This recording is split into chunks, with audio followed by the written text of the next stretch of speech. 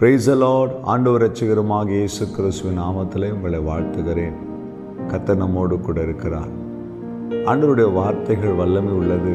அந்த வார்த்தைகளை விசுவாசிக்கிறவர்களுக்கு அது பலனாக இருக்கிறது.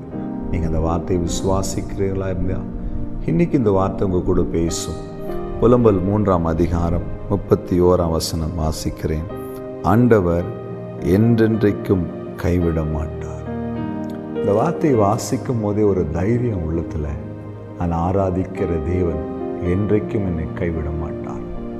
நான் நம்பின மனிதர்கள் என்னை கைவிடலாம், நான் நம்பின உறவுகள் எனக்கு எதிராக எழும்பி நிற்கலாம், யார் எல்லாவற்றையும் பார்த்துக்கொள்வேன் என்று சொன்னார்களோ அவர்கள் என்னை ஓரங்கட்டலாம், நிர்கதியாய் விடலாம். ஆனால் என் ஆண்டவர் என்றென்றைக்கும் என்னை கைவிட மாட்டார். எத்தனை பேர் இந்த வார்த்தையை நம்புறீங்க?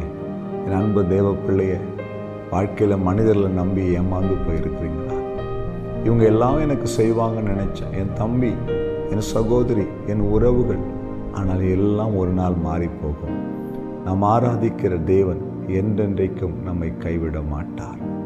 ஆம் தேவ பிள்ளையே, வாழ்க்கையில் அநேக மனிதர்களை சந்திக்கிறோம், அநேக உறவுகளை சந்திக்கிறோம், அநேக நண்பர்களை சந்திக்கிறோம், இனஜன பந்துக்களை சந்திக்கிறோம்.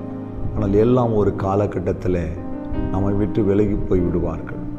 ஆனால் நாம் கைவிடப்பட்ட நிலைமையில் இனி ஓட முடியாது என்று உட்காருகிற சூழ்நிலையில் கூட உன்னை கைவிட மாட்டேன், உன்னை என் உள்ளங்கையில் வரைந்திருக்கேன் என்று சொல்லி நம்மை நடத்துகிற ஒரு தெய்வன் உண்டு. அவர் நாம் ஆராதிக்கிற தெய்வம் இயேசு கிறிஸ்து மாத்திரமே.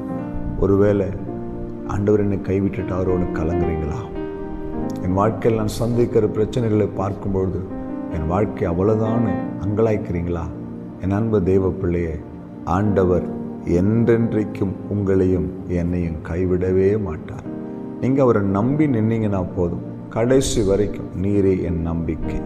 வேதம் சொல்லுங்க, இந்த தேவன் என்றென்றும் உள்ள சதா காலங்களிலும் நம்முடைய தேவன், மரண பரியந்தும் நம்மை நடத்தி செல்லுவார்.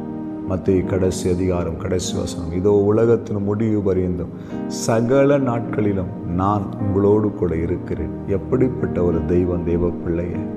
எந்த உறவுகள் மாறினாலும் மாறாத ஒரு உறவு, யார் என்னை கைவிட்டாலும் என்னை கைவிடாத ஒரு உறவு என் ஆண்டவர்.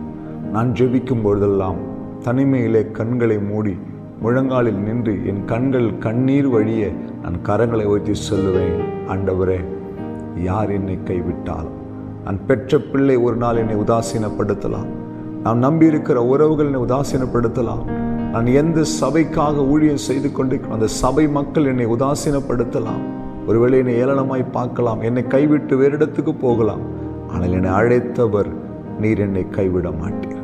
என் அன்பு தேவ பிள்ளையை, நம்மை கைவிடாத ஒரு தேவன், நம் ஆராதிக்கிற தேவன் என்றென்றைக்கு நம்மை கைவிட மாட்டார், உங்களை கைவிட மாட்டார். சோர்ந்து போயிருக்கிறீங்களா? தைரியமாக இந்த வார்த்தையை பிடித்து ஜெபியுங்கள். கர்த்தர் உங்கள் கையை பிடித்திருக்கிறார். ஆம் தேவ பிள்ளையே, ஏசாயா 41ஆம் அதிகாரத்தில் வாசிக்கிறோம், உன் தேவனாகிய கர்த்தராகிய நான் உன் வலது கரத்தை பிடித்து பயப்படாதே, நான் உனக்கு துணை நிற்கிறேன் என்று சொல்லுகிறார். ஆண்டவர் உங்கள் கையை பிடிச்சிருக்கார், உங்களை கைவிட மாட்டார். தைரியமாக இருங்க, கர்த்தர் உங்களை நடத்துவார். ஜெபிக்கலாமா?